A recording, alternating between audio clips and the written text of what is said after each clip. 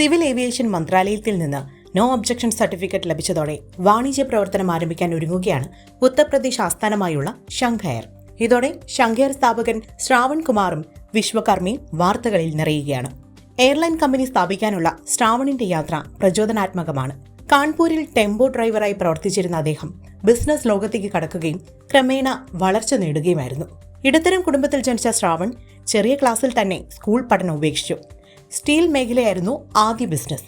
അത് പിന്നീട് സിമെന്റ്, ഖനനം, ഗതാഗതം എന്നിവയിലേക്ക് വ്യാപിച്ചു. ഏകദേശം 3-4 വർഷങ്ങൾക്ക് മുമ്പാണ് വ്യോമയാന രംഗത്തേക്ക് കടക്കാൻ അദ്ദേഹം തീരുമാനിച്ചത്.